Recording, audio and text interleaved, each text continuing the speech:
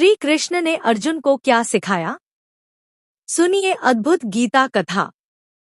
कुरुक्षेत्र की पवित्र भूमि पर शंखनाद हो चुका था।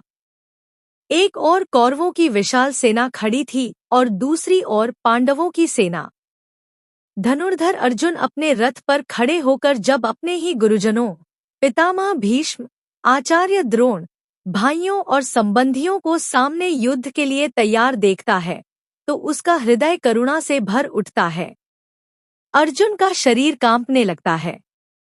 उसके हाथों से गांडीव धनुष छूटने लगता है। वह श्री कृष्ण से कहता है, हे माधव, मैं अपने ही स्वजनों का वध करके ऐसा राज्य नहीं चाहता। मुझे न विजय चाहिए, न सुख और न ही यह राजपाट। तब श्री कृष्ण मुस्कुराते हैं और अर्जुन को जीवन का वह अमर ज्ञान देते हैं जो आज भी समस्त मानव जाति का मार्गदर्शन करता है। श्री कृष्ण ने अर्जुन को सबसे पहले आत्मा का सत्य समझाया। उन्होंने कहा, आत्मा न कभी जन्म लेती है और न कभी मरती है। शरीर नश्वर है लेकिन आत्मा शाश्वत और अविनाशी है। इसलिए मृत्यु का शोक करना उचित नहीं है।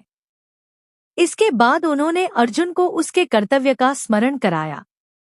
उन्होंने कहा, हे अर्जुन, एक क्षत्रिय का धर्म धर्मयुद्ध में भाग लेना है। अपने कर्तव्य से पीछे हटना उचित नहीं। कर्म करना मनुष्य का अधिकार है लेकिन उसके फल पर अधिकार नहीं।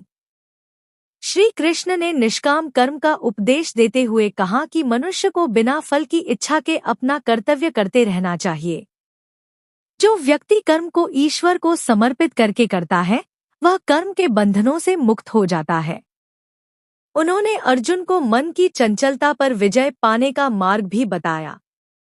अभ्यास और वैराग्य के द्वारा मन को नियंत्रित किया जा सकता है। ध्यान और योग के माध्यम से मनुष्य आत्मिक शांति प्राप्त कर सकता है।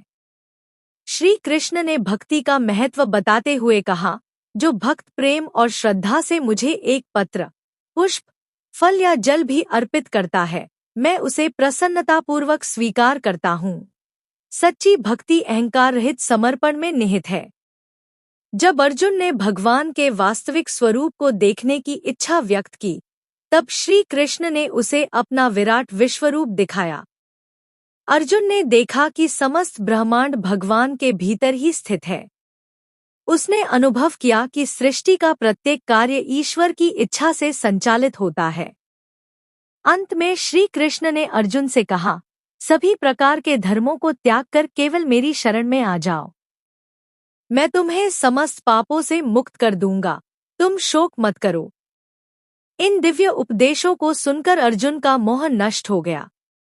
उसका संशय दूर हो गया। उसने दृढ़ स्वर में कहा, हे अच्युत, आपकी कृपा से मेरा भ्रम दूर हो गया है। अब मैं आपके आदेशानुसार अपना कर्तव्य पालन करूंगा। यही भगवद गीता का अमृत संदेश है। अपने कर्तव्य का पालन करो, आत्मा के सत्य को पहचानो, निष्काम भाव से कर्म करो, मन को संयमित रखो और पूर्ण श्रद्धा के साथ ईश्वर की शरण ग्रहण करो। जो मनुष्य इन शिक्षाओं को अपने जीवन में उतार लेता है वह कठिन से कठिन परिस्थितियों में भी धैर्य, शांति और सफलता का मार्ग पा लेता है। जय श्री कृष्ण। राधे राधे।